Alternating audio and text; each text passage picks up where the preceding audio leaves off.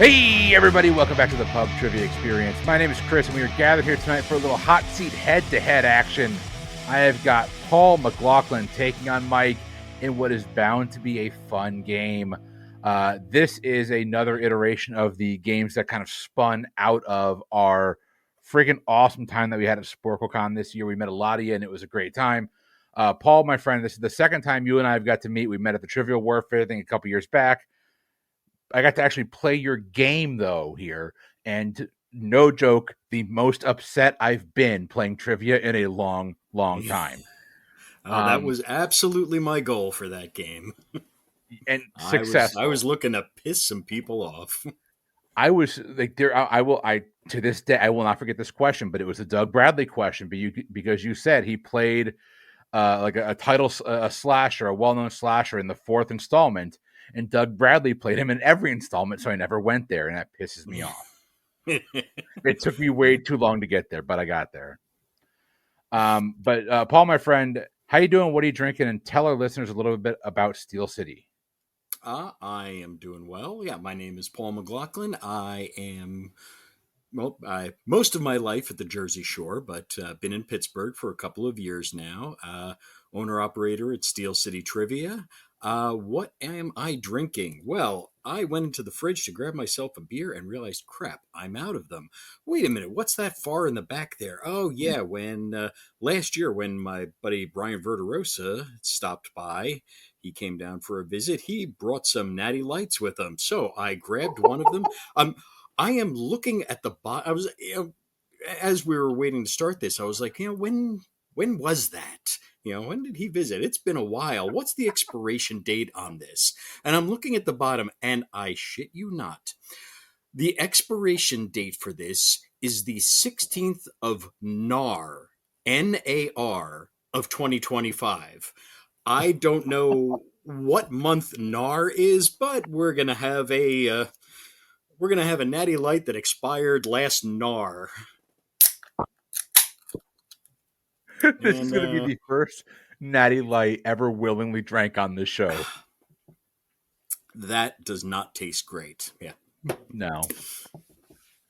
I'd ask you if you'd have another, but I know the answer would just be NAR. So, Paul, can you just shout out at least a couple of the venues that you're hosting at over there in Pittsburgh? I know you got more than a few, but give a few of them a shout out if you could.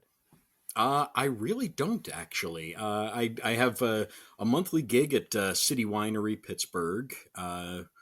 That's been my bread and butter for a while. But as for weekly venues, no, I had a few. The games kind of died out. I am always hunting, always looking. I am very optimistic. I've got a couple of irons in the fire right now for games that places say they want to start in November. So, okay, let's get these going. I get a private gig tomorrow, actually. I will be doing one of these executive ones for a company's team building thingy. So a couple hundred people going to be at a fancy schmancy hotel, and I'll be entertaining them. But no weeklies right now. Hopefully that changes very soon.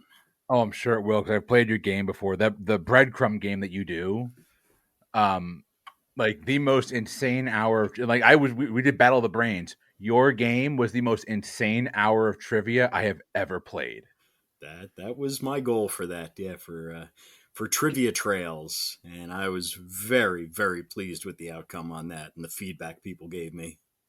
Tell our listeners about that. Like, tell us what the format was, because I've been trying to wrap my brain around ways to explain what it was, and I'm unable to. Well, the way it worked was players were given the first clue, and it wasn't a straight up trivia question. It was a mind-bogglingly convoluted run-on sentence with 10 or 12 trivia questions kind of packed in there, all leading to one correct answer. And now the beauty of Trivia Trails is there is absolutely no way that you can read one of these questions and go, oh, I know the answer to this. Can't be done.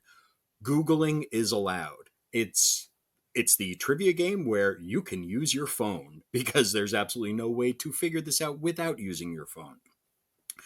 So once players got figured out what the end of that first clue was, they came up to me, told me the answer, and if they were correct, they were given a second clue with the same kind of thing. Another convoluted run-on sentence of trivia, ran back to their table, and they went back and forth doing this 10 times until a team finally got the 10th and final one correct. And they were crowned the winners. And then we reset and we did the whole thing again because I had written 2 games for this. And I We did. cannot wait till Sporclecon 2026 in Schaumburg, where hopefully I am asked to do this all again. If you want to like just DM me who I need to reach out to make that happen, like I am down to do that. Also, I have a question for you. How much did you pay Jonathan Oakes to have the Trivial Warfare takeover in Pittsburgh next year? $0. Yeah, anybody who's interested, all April 9th through 12th, come on out to the Berg. We are going to be having a very, very fun time here that weekend. It's kind of it's right between the last year's Sporclecon and next year's one. So if you got a hankering to see your trivia buds, well, come on out. Let's do this. I am looking forward to. I really hope I can make that work. That my goal is to be there and then be at Sporclecon next November, and that might be my vacation for next year. But Paul, my friend, I am looking forward to getting you on the show. This is going to be a blast. Let's go ahead. Let's meet your opponent tonight, Mike, my friend. How you doing? What are you drinking? Hi. Hey, I know you. It's me. Surprise. The burner. Yeah. So my good friend Christopher decided to pull a fast one on all of yours. Hi. If you can't tell by my voice, this is not Mike Mott. My name is Mike Turner, and I know this asshole sitting across from me very, very well as one of my OQL teammates and hopefully future Jeopardy teammate. Pop culture Jeopardy teammates. The pop culture. You're one of the pop culture trio.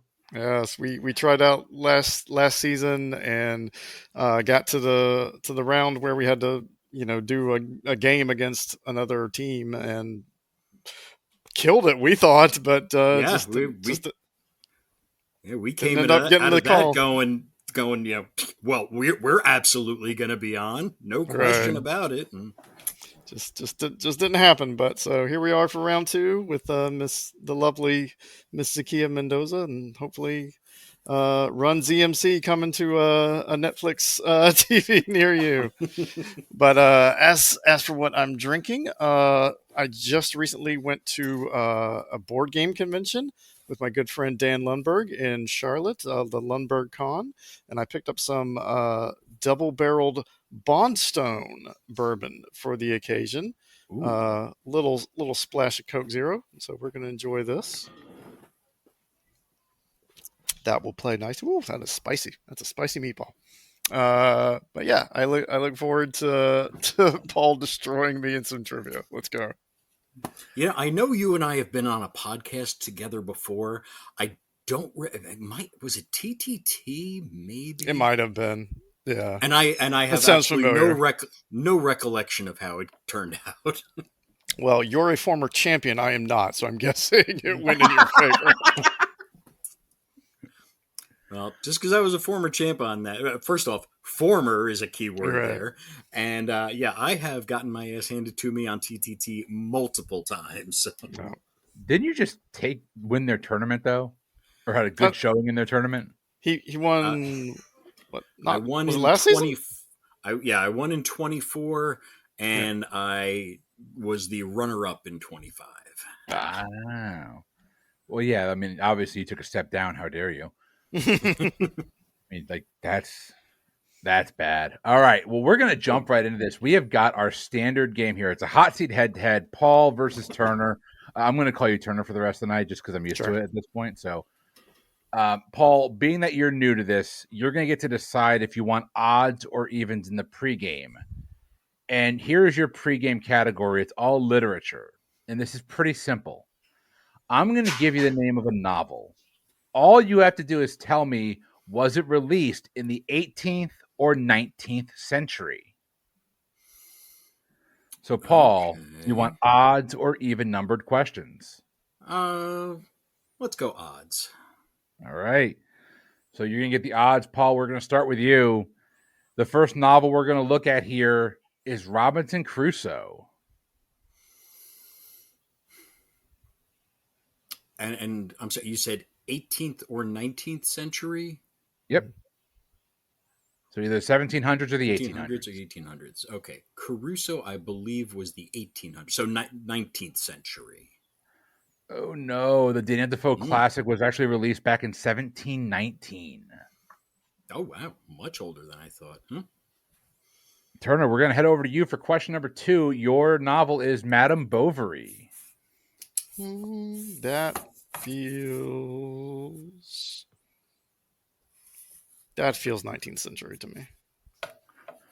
So Madame Bovary, a novel about a woman unhappy in her marriage, was penned by Gustave Flaubert, and it was released in 1857. The 19th century is correct. Real quick, before I go any further, I will tell you all the way I assemble my pregame is I do a 50-50. I will choose 7 that match each category, and then I will do a random number generator to identify 10. So there's no logic of where there's 5 of these, 5 of these. That's out the window. Right. It's whatever the number generator gave me. Got it. No game Paul, theory. heading back over to you for question number 3. Your novel is A Study in Scarlet. I'm going to go 17th century. 18th. A Study in Scarlet is the first novel in the storied history of Sherlock Holmes, penned by Sir Arthur Conan Doyle, was released in 1887. No points there. Turner, question number 4. Your novel is The Woman in White. Know what that novel is. That is not familiar to me. So I am going to get, I'll say 18th century. The Woman in White is an early example of what was eventually gone on to become detective fiction. It was penned by Wilkie Collins. It was released in 1860. It was 19th century. Okay. All right, Paul, heading over to you. Question number 5. The Life and Opinions of Tristram Shandy, Gentleman. That is another one that I have absolutely never heard of. All these books, by the way, brought to you by Goodreads. So they're all on Goodreads suggested list for the 18th and 19th century. I don't think they're that good right now. I mean, take it up with the good folks at Goodreads or the bad folks at Goodreads. I have no idea how good they are. We are going to try again with the 18th century. So the Life and Opinions of Tristram Shandy, Gentleman.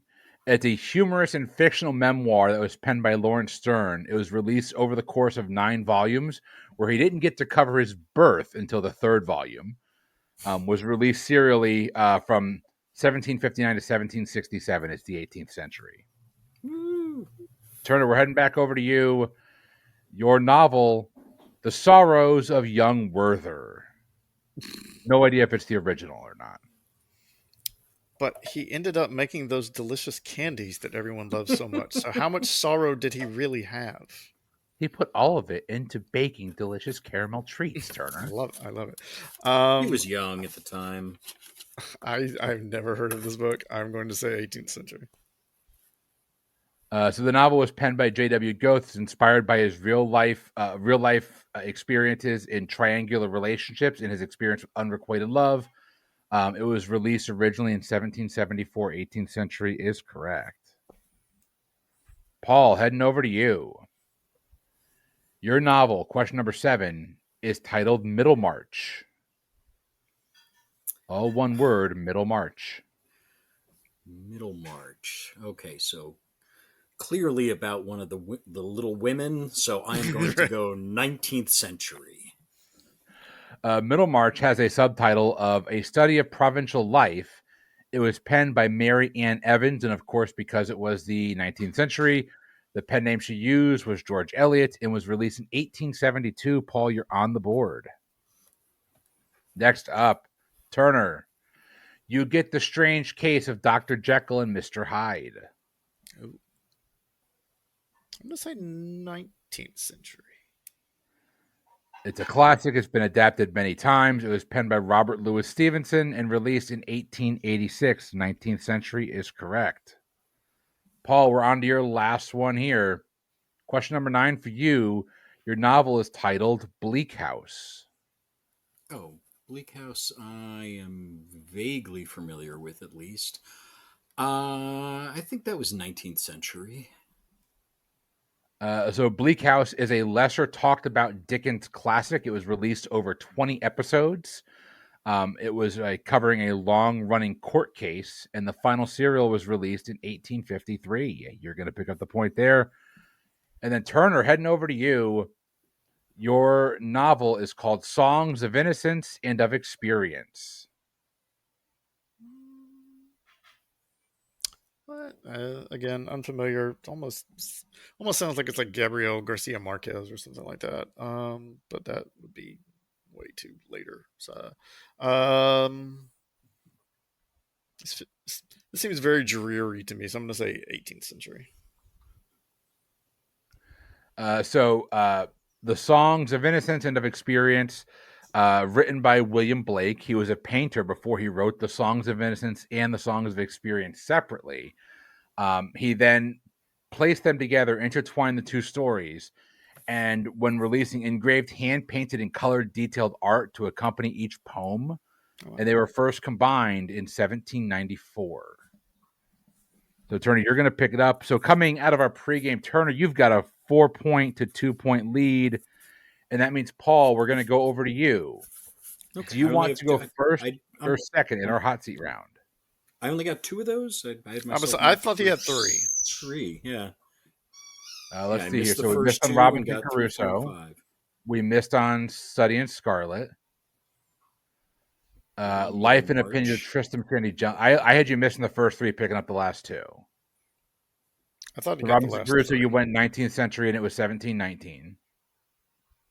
Study in Scarlet, I had you going 18th century. That was 1887.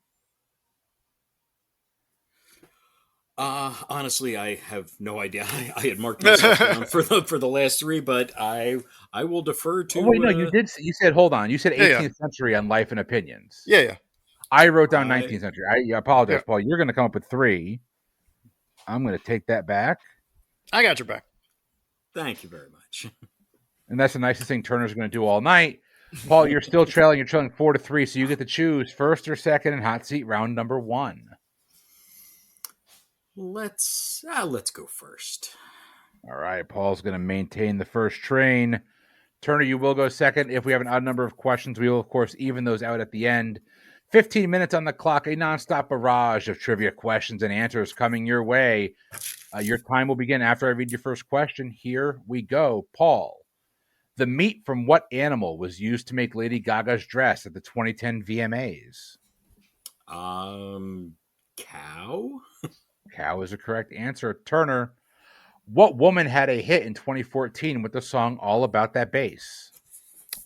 She's since lost that bass, so she's a fraud, Meghan Trainor. Meghan Trainor's a correct answer. Paul, Colleen McMurphy was in love with Dr. Dick Richard. Yes, that's his name. On what television show? Days of Our Lives. Oh, no, that show is titled China Beach. Turner, heading over to you. There are 4 mammals that cannot jump.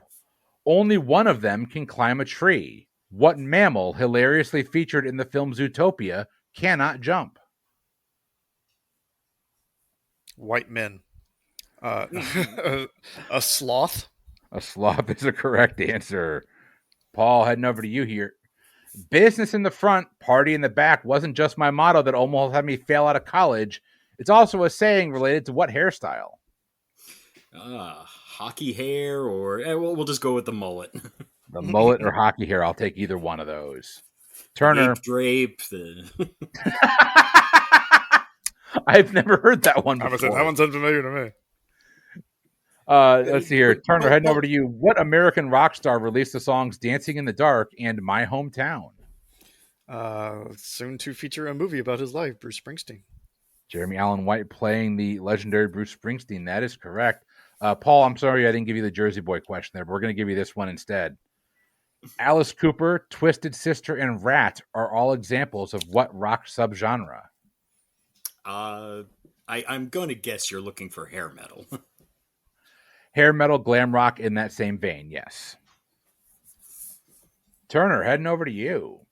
Within 3 years either way, in what year did Microsoft Windows Operating System 1.0 initially release? Let's say 1985. On the nose. 1985 is correct. Paul, what animal's name roughly translates to water horse? Hippopotamus. Hippopotamus is correct. Turner. Passed by Congress in 1798, the Sedition Act was focused on stamping out what problem? Treason? Treason is a correct answer. Paul, what is the name of the first artificial satellite launched by the Soviet Union in 1957? Hidlik Sputnik that boy has. I need you to be more specific. Sputnik.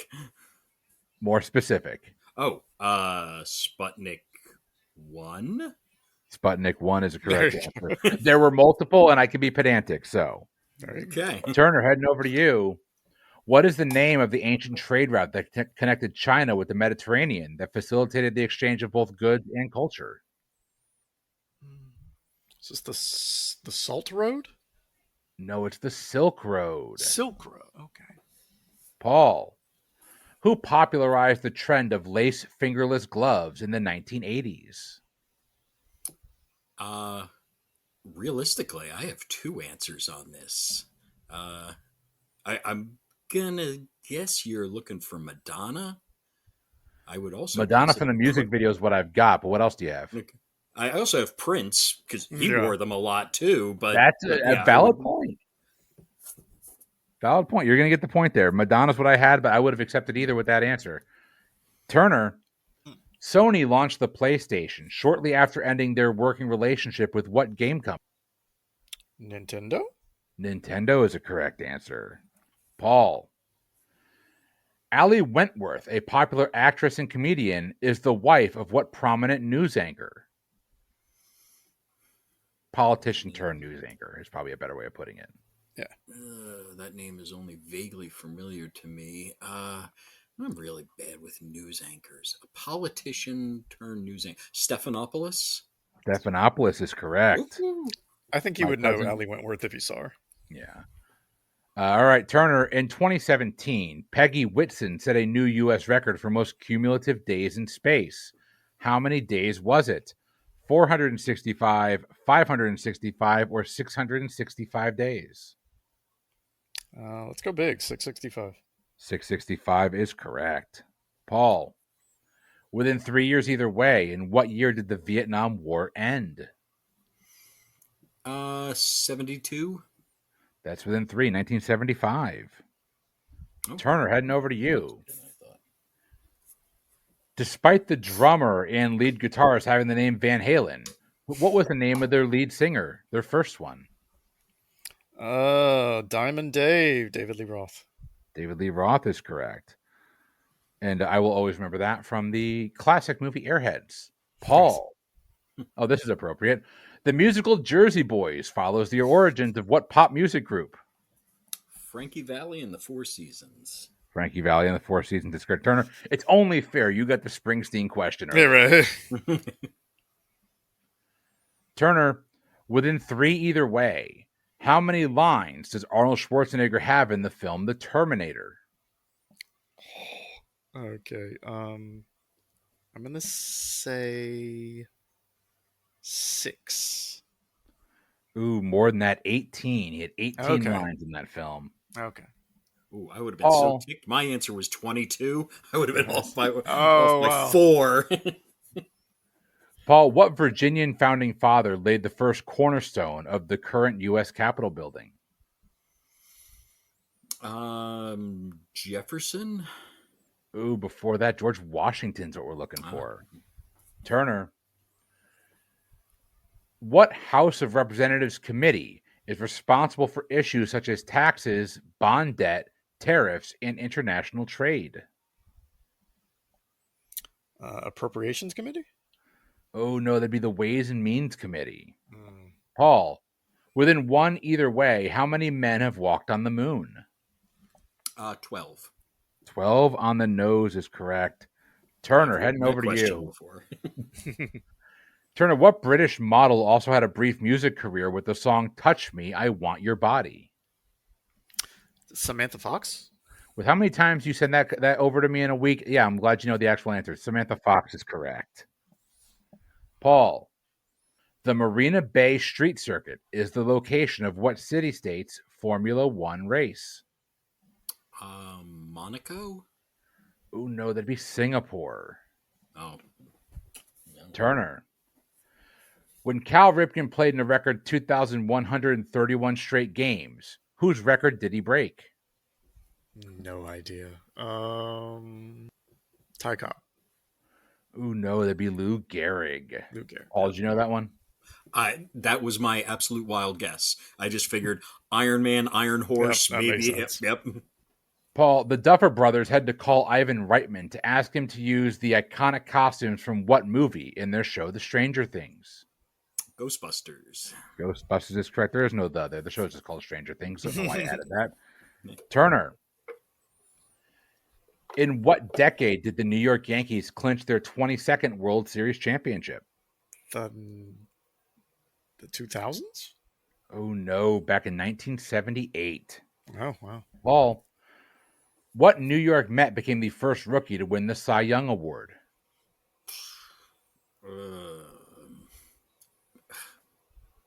I don't even know if... Okay. Yeah, this is my baseball knowledge. Cy Young Award. I think that's for pitchers. Who was a Met pitcher? I have no freaking idea. Who was a Met? Can I name a Met? Yeah, Willie Mays. I have a guess. Well, technically, yeah, he was a Met at one point. Turner, for no point. Doc Gooden? No, it's Fernando Valenzuela. Oh, I thought he was a Dodger. Met first. Turner. Who played Catwoman in the 1992 blockbuster Batman Returns? Michelle Pfeiffer. Yum. I already wrote down your point. All right, Paul. What film from 1989 tells the story of an English teacher who inspires his students through the teaching of poetry? Dead Poet Society. Dead Poet Society is correct. Turner, heading over to you. Yeah, you got that right or wrong. But who performed the halftime show at the Super Bowl in 2024? 2024? Why am I blanking on this? I typically tune them out. No idea. Billy Joel. Nah, we're looking for yeah. We're looking for Usher. Oh, that's right. Paul, in E equals MC squared, what does the E stand for? Energy. Energy is a correct answer. Turner, heading back over to you. Grenade, Lazy Song, and Locked Out of Heaven are all singles from what pop icon who was born in 1985? Peter Hernandez. It's Bruno Mars's real name. I don't know his real name. I have Bruno Mars written down. I have 4,000 trivia questions here, Turner. I was ready to go to bat for you there, Turner. Paul, Ruben Studdard defeated who to win American Idol Season 2? God, that was that night pissed me off. You need to build a bridge over troubled waters and get over it. Oh, boy. That was Clay Aiken, the best goddamn non-winner ever on the show. See, season 5 pissed me off. Get out of here, Taylor Hicks. Soul Clay Patrol. Aiken. All right, Turner. Who used to beg customers, please don't squeeze the Charmin? Oh, Mr. Whipple. Mr. Whipple's correct. Paul, heading back over to you. If your prescription reads QID, you should take that prescription how many times per day? I wonder if the Q is quarterly? Could it be 4 times a day? Although, yeah, sure. What the hell? I'll go 4. From the Latin for quarter in D, 4 times a day is correct. Absolutely would have been my guess. Turner. What U.S. city has the busiest airport based on passenger traffic? Passenger traffic? I'm going to say Atlanta. Atlanta is correct. Paul, heading over to Fuck you. that airport. I will pay extra money not to fly through Atlanta. Paul. Agreed. Written under the guise of a pseudonym, who was later revealed as the songwriter of Calvin Harris's This Is What You Came For? I have absolutely no idea. Drake. Oh, no. It's Mrs. Kelsey. It is Mrs. Kelsey, Taylor Swift. They wrote it while her and Calvin Harris were dating. Turner, heading over to you. Turner, you've gotten a few of his questions right. You should try getting some of yours right now. Turner. You motherfucker. I know. Literally now. I have a kid. Turner, in which city would you find the Louvre Museum, home to thousands of works of art? Sometimes they are that easy. Gay Paris. Paris is a correct answer. Hey, Paul, you're talking smack to him to get some right. That's his 4th one in a row we got right. I know. Paul, according to the idiom, what do birds of a feather do? Flock together. Flock you for that question. The hot seat giveth and taketh away, okay? I know. Turner, what SoCal rock band claimed, I may be dumb, but I'm not a dweeb in the 1990s? Oh, my God. Oh, Green Day. Incorrect. No. I may be dumb, but I'm not a dweeb. I'm just a that's Offspring. No, I should know that when you writing the questions. The Offspring is what we're looking for there. Know your host there, Turner. That's going to help me. What were the names of the Wham backing vocalists?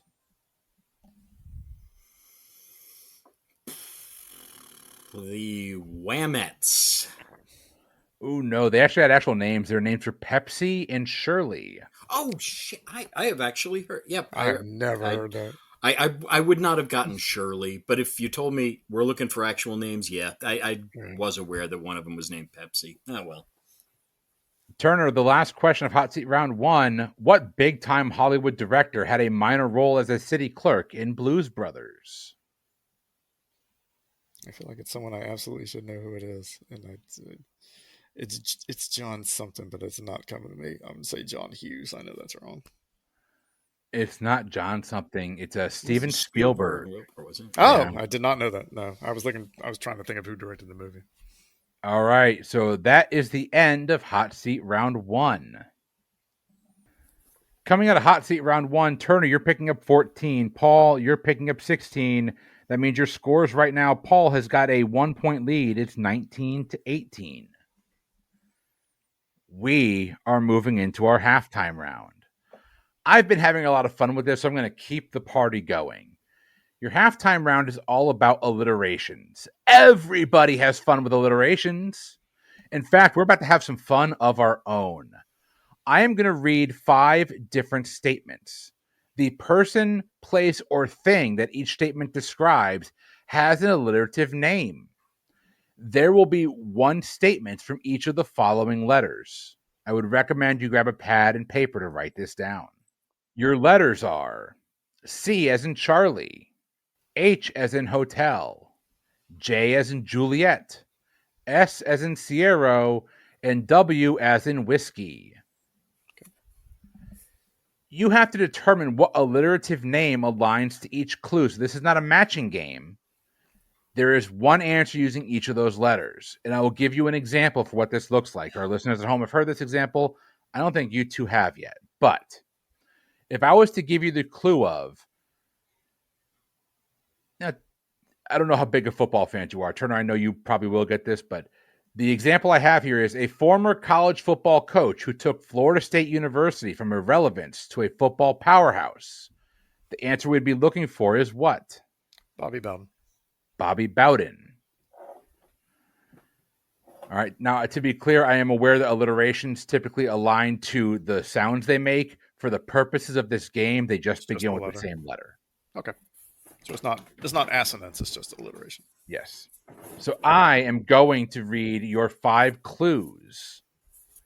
Each answer, there will be one from each of the letters provided: C, H, J, S, and W.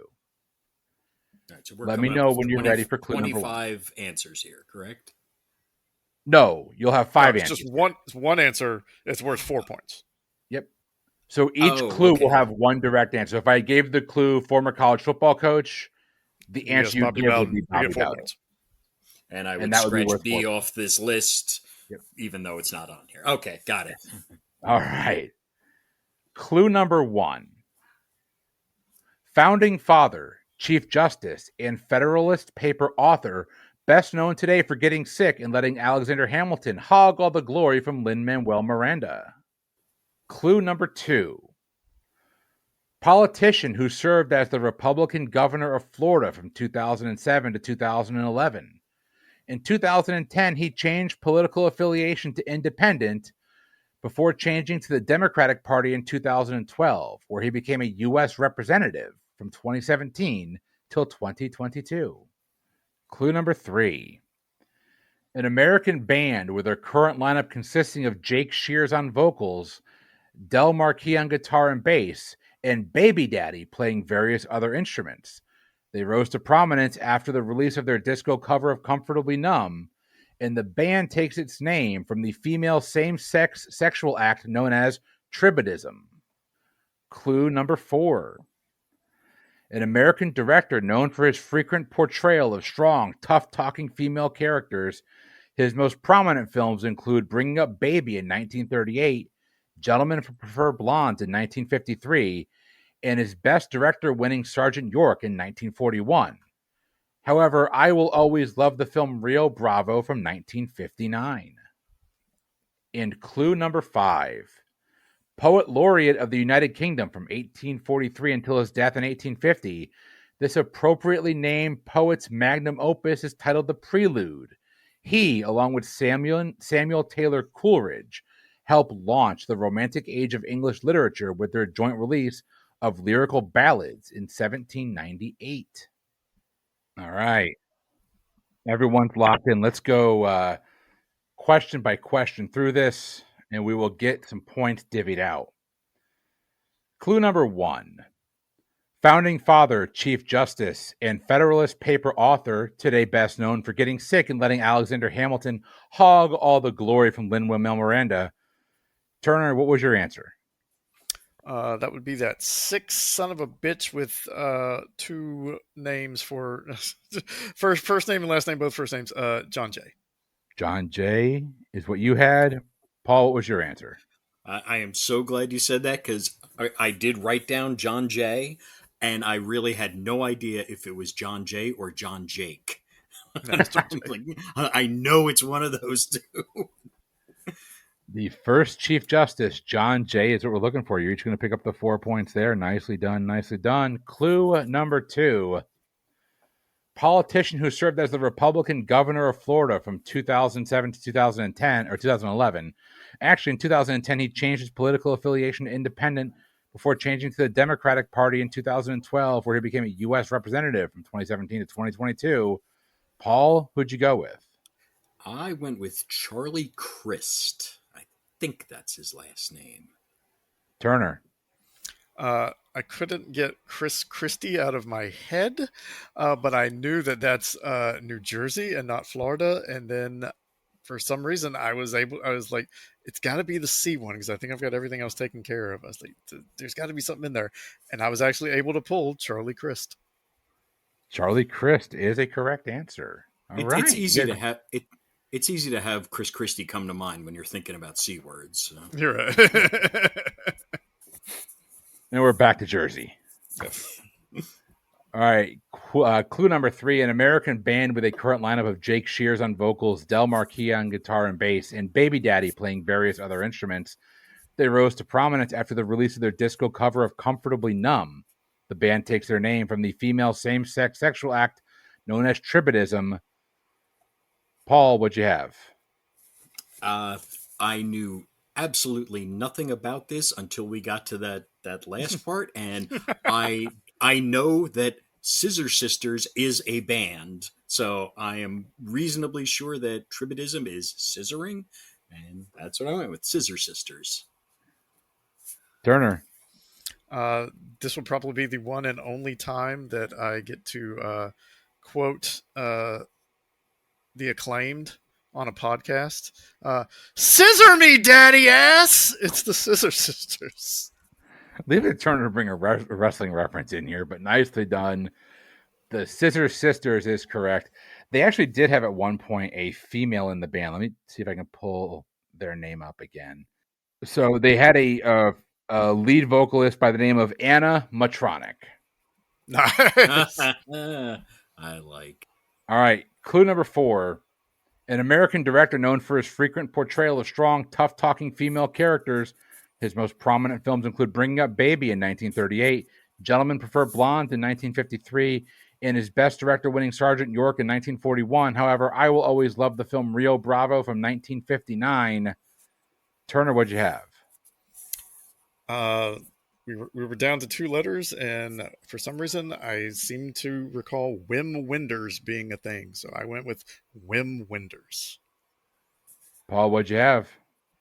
Well, we were down to two letters, and I am. There was a time in my life where I was a massive Marilyn Monroe fan, absolute infatuation, really. So I honed right in on Gentlemen Prefer Blondes, and I was trying to figure out how to make Billy Wilder fit that. And I'm like, well, okay, Billy, he's William, I guess, so I could go William Wilder. And at the last second, it hit me that he did not direct Gentlemen Prefer Blondes. He directed Some Like It Hot. Howard Hawks directed Gentlemen Prefer Blondes. I went the wrong way. Howard Hawks is a correct answer. So, Paul, you're going to pick up the points there.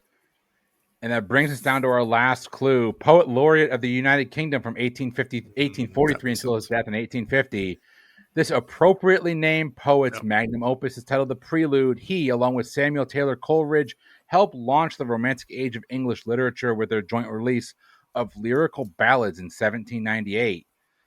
Turner, we know you got this answer wrong, but what'd you go with? I said Horatio Hornblower.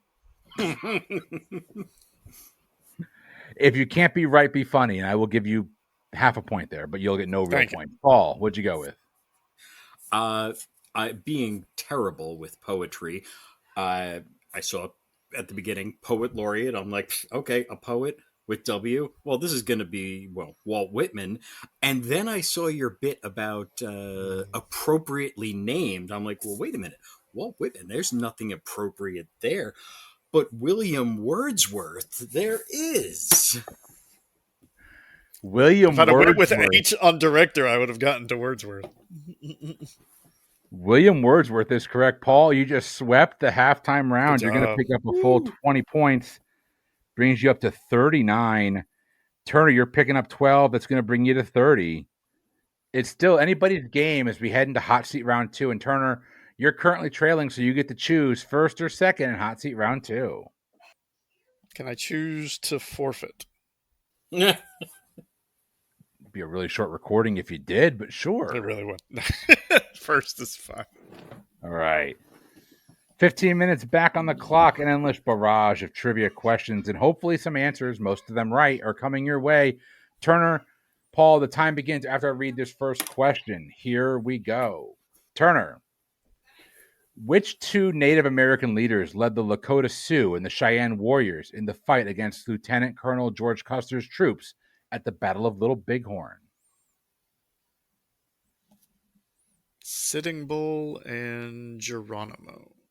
Oh, we got 1 or 2. It'd be Sitting Bull and Crazy Horse. I gotcha. Paul. That would have been my guess, too. So. Mark David Chapman is most notorious for doing what on December 8th, 1980? Assassinating John Lennon. John Lennon's assassination is correct. Turner. What title was held by John Montague, who popularized a well-known food item? Is he the Earl of Sandwich? He was the Earl of Sandwich. That is correct. Paul, Trent Reznor is the lead vocalist, musician, and main songwriter for what industrial rock band? You're looking for 9 Inch Nails here. I am. Is he a lead in other bands? I feel like he's part of one of those super groups at some point. He does. Yeah, he's got a couple of projects, but yeah, you're looking for Yep. NIN. All right. Turner, what's the seafaring name of the ice cream parlor that Steve and Robin work at in season 3 of Stranger Things? Ahoy Mateys? Oh, you're so close. It's called Scoops Ahoy. Okay. All right. Paul, what Beat Generation author of On the Road crisscrossed the U.S. by writing by Jack the Kerouac. park? I think you could have stopped there. You said beat poetry. I'm going to guess Jack Kerouac because I know nothing else. You can stop there. Jack Kerouac is a correct answer. Turner, heading over to you. Pete Best and Stu Sutcliffe are most closely associated with what band? The Beatles. The Beatles is correct.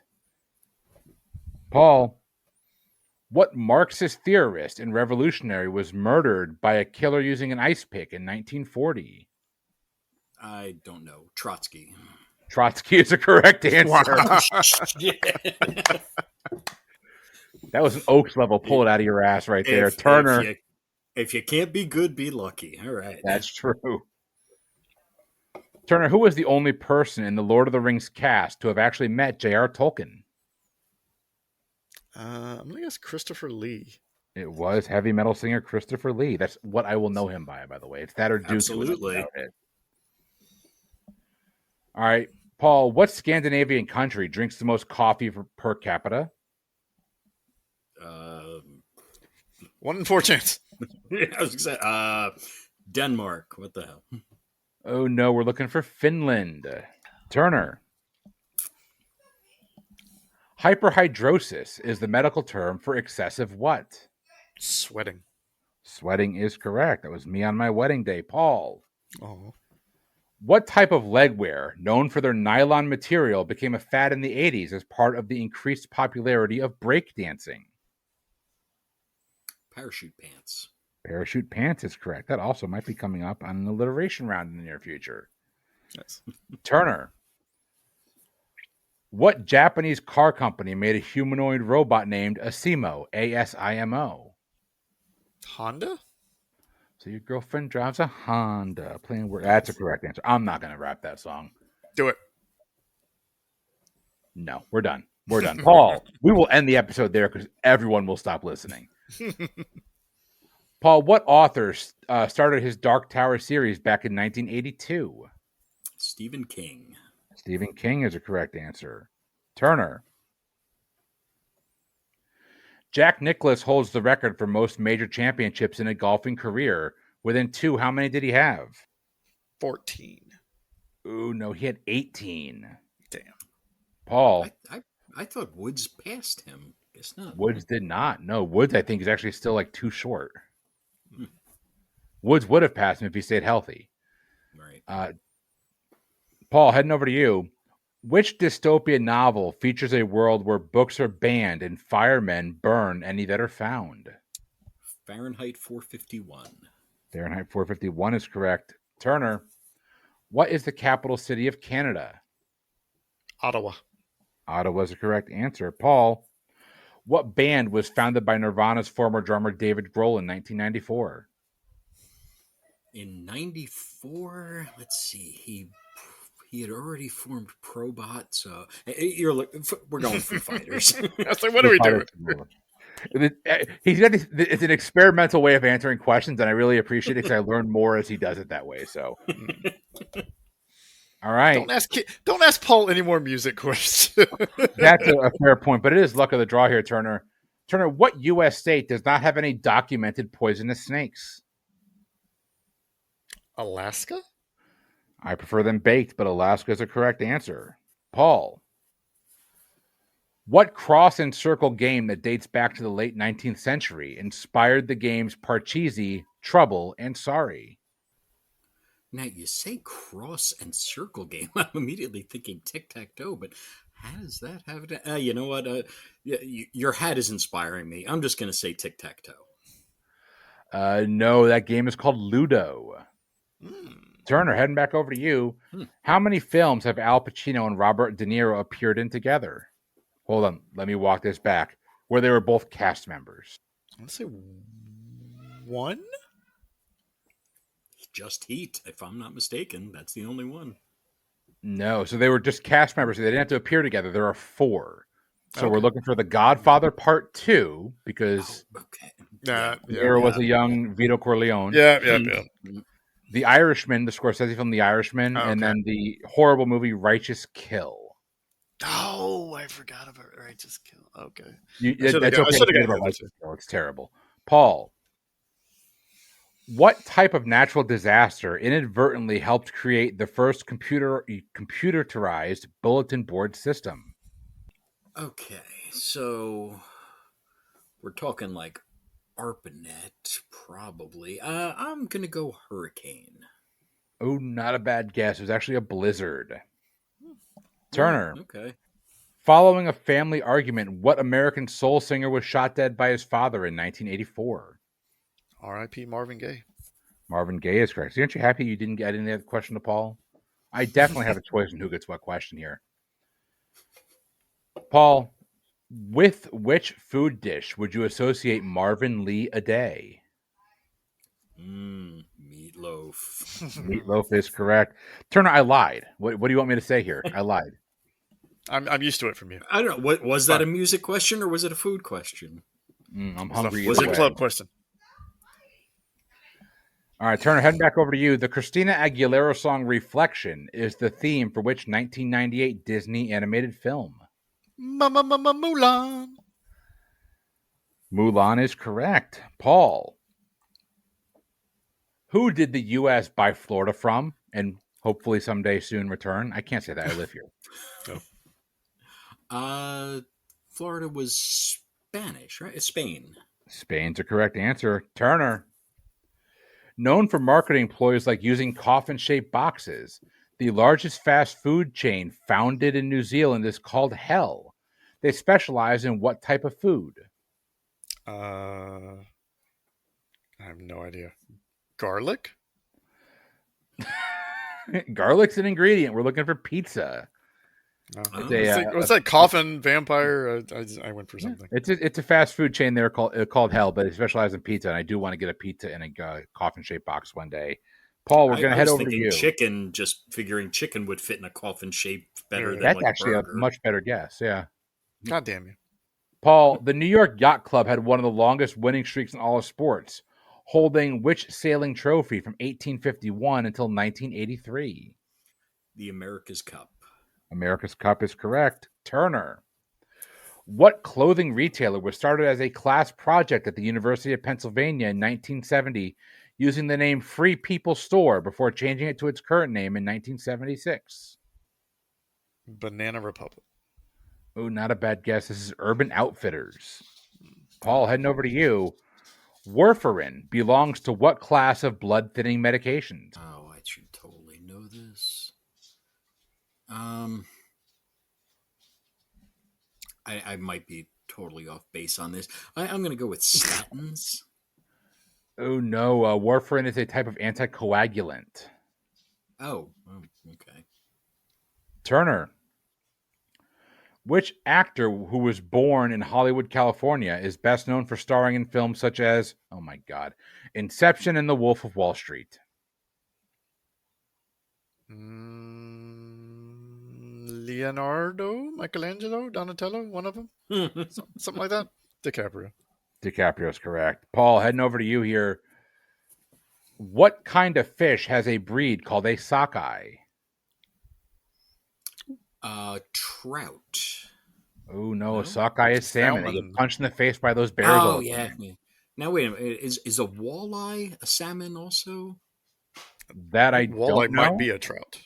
Because I immediately thought, I don't know what a sockeye is, but I know a walleye is either that or a tuna. Turner, heading over to you. The NCAA basketball tournament's final 3 games is called the Final Four. But what is the nickname of the hockey finals? The Frozen Four. Frozen Four is correct.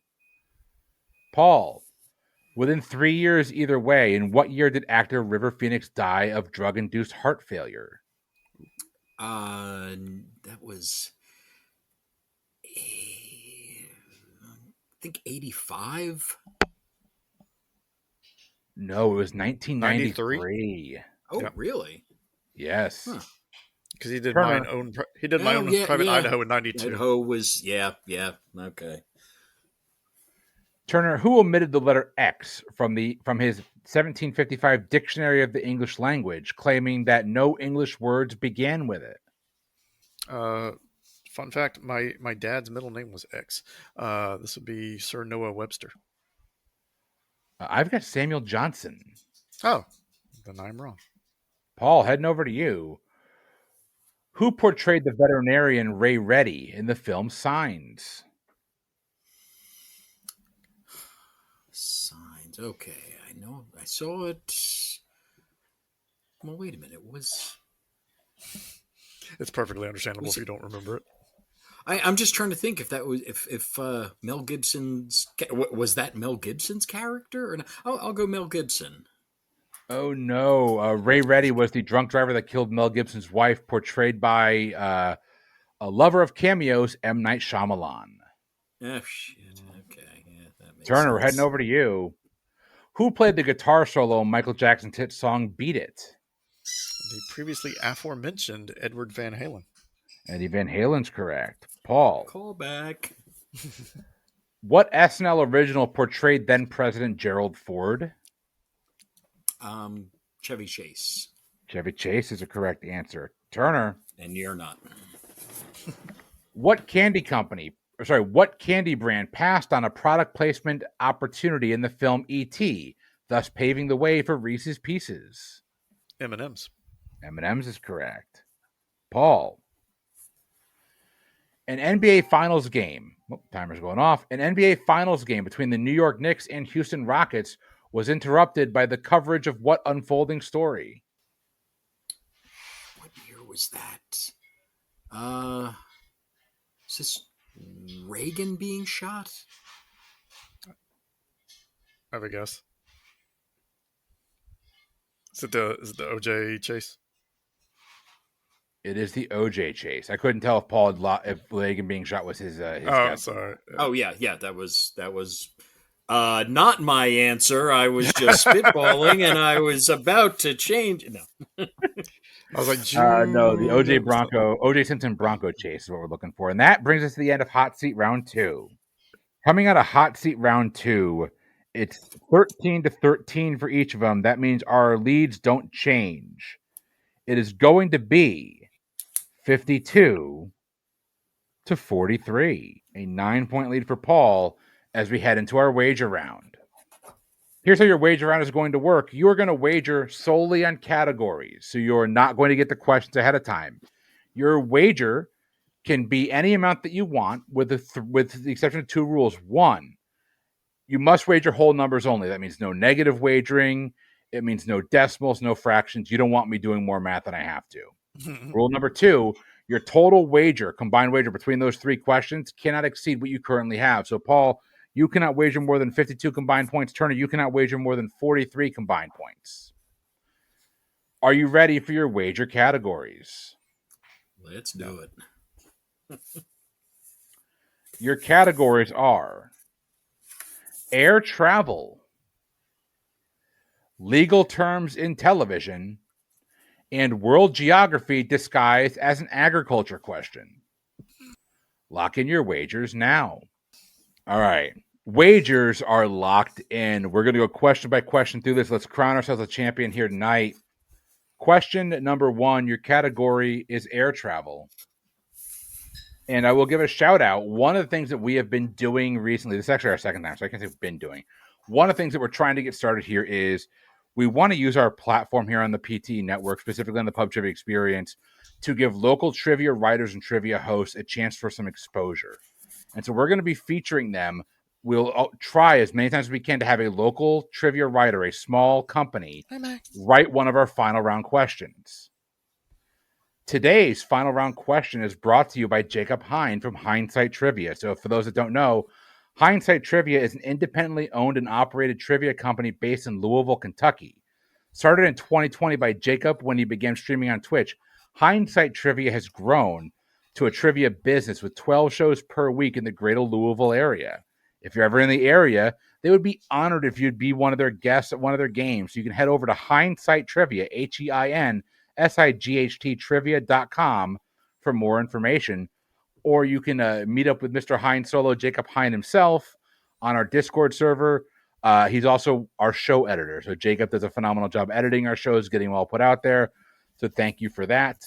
Okay. Thank you, Jacob. Jacob is the author of this question. If you want to author or sponsor a question here, it does not cost you a dime. We're doing this. There's no cost for local trivia writers. Just send me an email, pubtriviaexperience@gmail.com, or hop on our Discord server and shoot me a message. I am happy to give local trivia writers some free publicity and hopefully drive some people to their games because the trivia companies need it right now. And we'll do that in perpetuity, by the way. Here is your question in the category of air travel.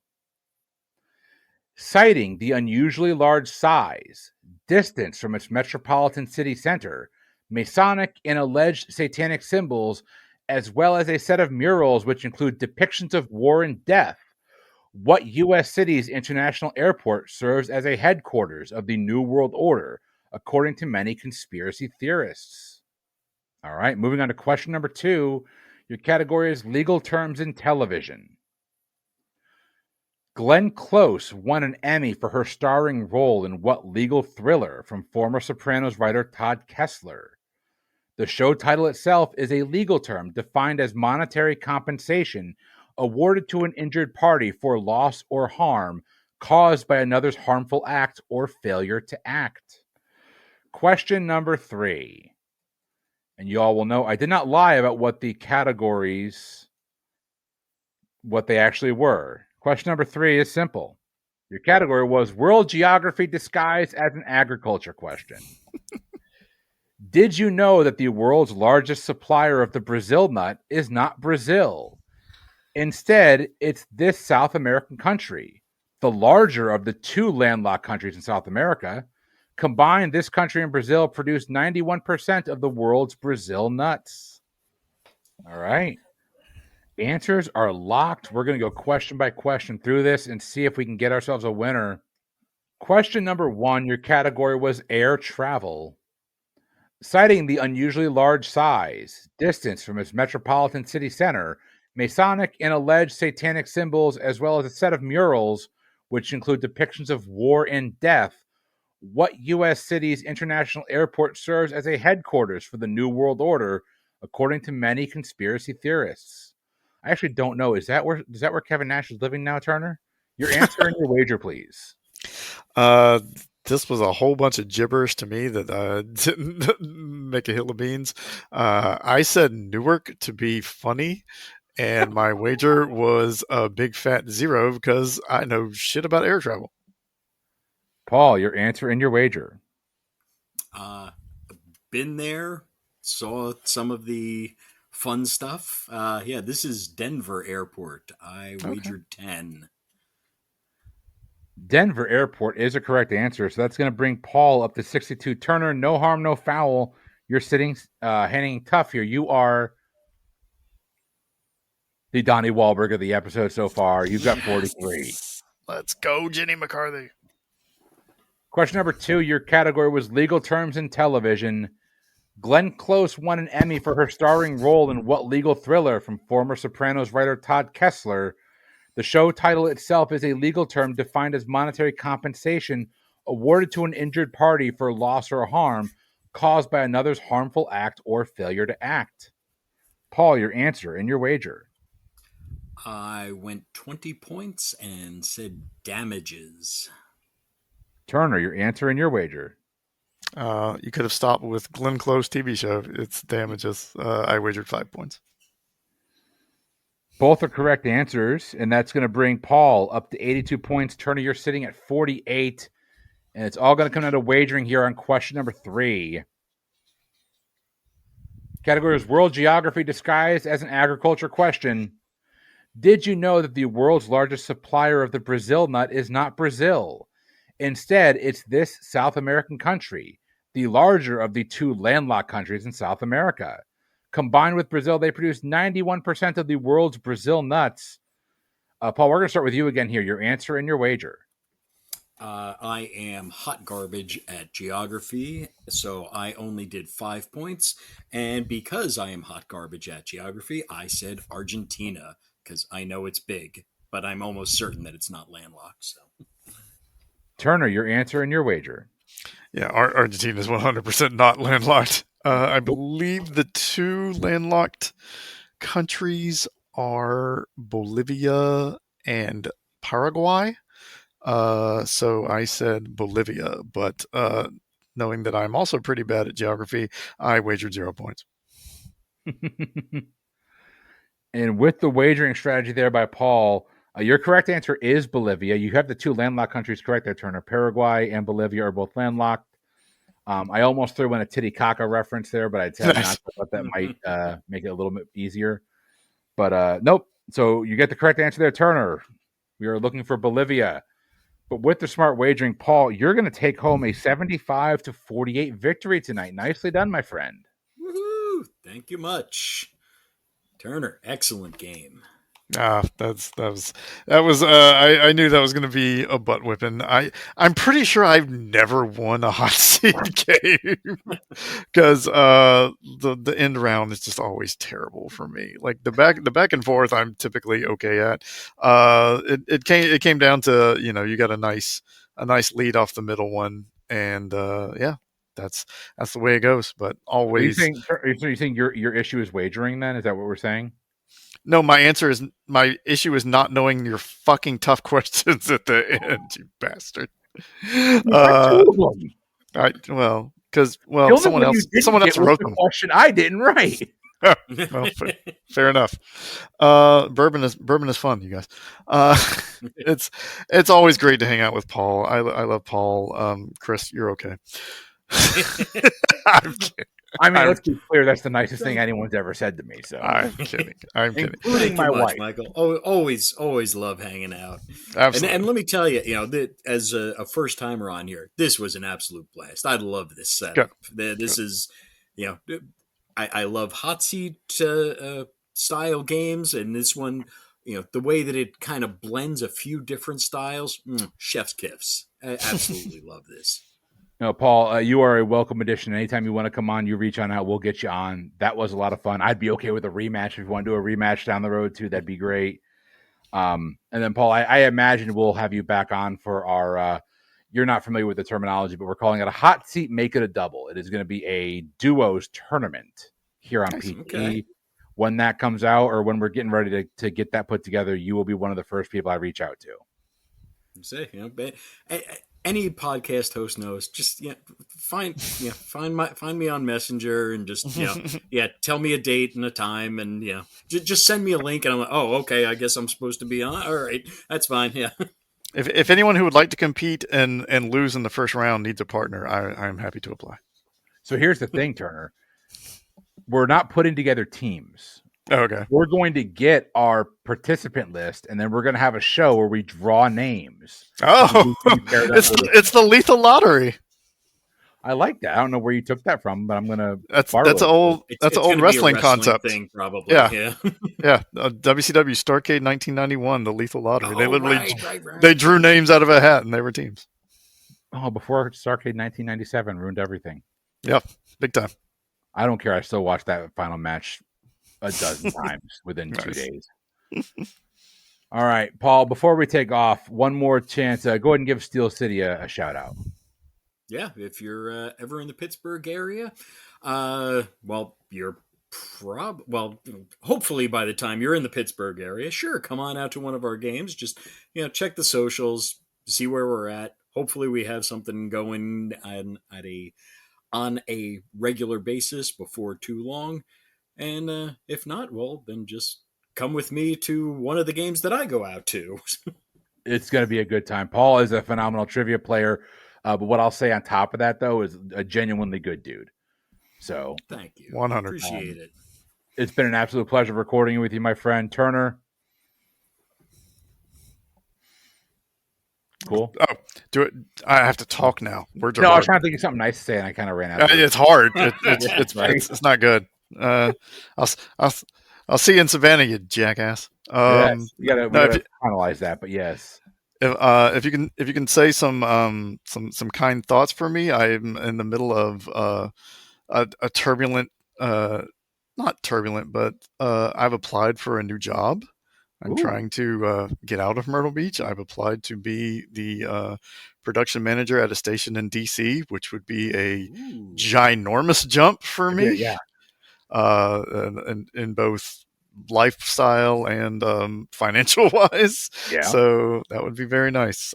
So if you could think some kind thoughts, or hopefully get to the interview process very soon. I'll make some calls. If I have to think my thoughts on a Turner, that's a good reason to do so. So appreciate it. Well, ladies and gentlemen, that brings us to the end of our show tonight. Paul is our winner. Listen, if you enjoy the content that we bring you and you want to support the show financially, the best way to do that, patreon.com/PTEBB. That is the home of all of the podcasts here on the PTE network. So I'll run down that list here real quick with you. So the Pub Trivia Experience, our sister podcast, Boozy Bracketology, which, by the way, if you're not ready, if you have not heard this, and I've talked about this a lot, so there's no way you haven't. But in December of this year, we are starting the best 1990s movie bracket. We have a different format. We did the 80s already. We had a lot of fun with the 80s. We're into the 90s, and it's a different format, and it's a lot of fun. We are breaking it down by year instead of by genre. So all those crazy matchups you had is going to be such a clusterfuck. It's a cluster. It is the most epic clusterfuck in the world. I have to imagine that most people said, "Please put me on 94." 94 was big. 93 was huge. The biggest year actually, 99. And really? We're starting with 1999 in December of this year. I can see that. The 1999 brackets will go live. So the first release in December will be a preview week with Mike and I discussing the entirety of the bracket. Then the last 4 weeks of December, those last 4 Mondays, all brackets will determine 2 winners from the year 1999 that will make it onto the main bracket. We'll do that throughout the rest of the next probably year and a half or so. It's a lot of fun. But let's talk about the rest of the shows. Frenemy Trivia, Frenemy Fridays is a real thing. Frenemy Trivia hosted by none other than Tim Dipple, Brittany Shaw, Sarah Calori, and Baney himself, Baney Boy. Every other Friday that launches. Verboten is on hiatus right now, but Jay is working to bring that show back. If you have not played Verboten, you are missing out genuinely. And I host this show and I've played the show. That is the most fun show I've ever recorded on. So much fun. Draft Days is going to be coming back here in the near future. Oh, and by the way, a new show that we just launched. It launched just this past Monday for our music fans out there. This is a little bit different from us, but a good long-time friend of the show and overall great person, Katie Dye, has launched her own show as part of the PT Network, A Toast to My Real Friends, a Taylor Swift podcast where her and her sister sit down and talk all things Taylor Swift and pop music. It's a lot of fun. Their first episode is all talking about the new album. There is enormous amounts of wood talk on there, so we'll let you read what you will. Hey, listen, we got a lot of stuff coming to you here from the PT Network. You heard enough for midnight. For the Pub Trivia Experience, I have been Chris. I've been Paul. And I have been Mike Mott. I don't know. I substituted. I blanked out a little bit. I think I'm Turner, but I'm not sure. We'll find out later. Hey, until next week, have a good one.